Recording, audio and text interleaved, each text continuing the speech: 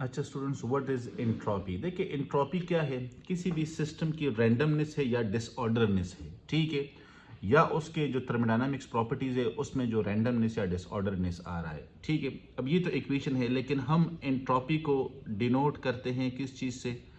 S से।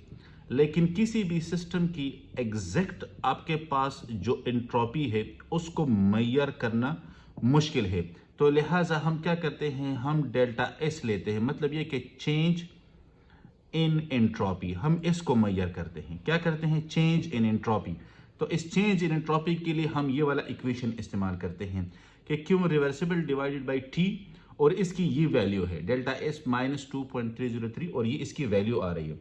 अब इससे पहले हमें एक इक्वेशन से पता चला था, जो फर्स्ट लॉ ऑफ थर्मोडायनामिक्स की इक्वेशन है, कि हमारे पास क्या है कि क्यू रिवर्सिबल ये बराबर होता है -W, ठीक है। और -W किसके बराबर होता है? तो -W यहां पे हम लिखेंगे -2.303 NR log V2/V1। तो ये इक्वेशन भी हम लिख सकते हैं।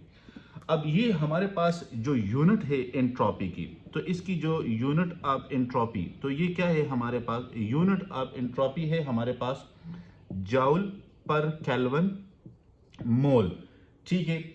और यहां पे अगर हम इसको समराइज करें तो हम कहते हैं कि randomness is directly proportional to entropy, is directly proportional to entropy. अब आपने एक चीज याद रखनी है, यूनिवर्स में जितने भी प्रोसेस हो रहे हैं वो सारे इरिवर्सिबल है, और इरिवर्सिबल रिएक्शन के लिए एंट्रोपी इंक्रीज हो रही है। तो लिहाजा हम ये इक्वेशन इस्तेमाल करते हैं कि 2.303, मतलब ये कि यूनिवर्स में सारे रिएक्शन इरिवर्सिबल है और इरिवर्सिबल रिएक्शन में एंट्रोपी इंक्रीज हो रही है। तो यहां पे Cp, और ये हमारे पास बराबर हो जाएगा T2/T1, ठीक है। अब यहां पे Cp क्या है? तो ये आपके पास मोलर हीट कैपेसिटी है। क्या है? मोलर हीट कैपेसिटी है। अब अगर आपके पास कोई स्पॉन्टेनियस प्रोसेस हो रहा है, तो स्पॉन्टेनियस प्रोसेस के लिए ये एंट्रोपी पॉजिटिव होगी, मतलब ये कि ये हमारे पास इंक्रीज हो रही है। क्या हो रही है? ये हमारे पास इंक्रीज हो रही है, ठीक है। अब यहां पे मैं आपको अगर कहूं कि हमारे पास फॉर एग्जांपल T298 केल्विन है, ठीक है, और प्रेशर हमारे पास 1 atm है। कितना है? 1 atm है। तो डेल्टा एस किसके बराबर होगा? तो ये होगा submission of entropy of product minus submission of entropy of reactant.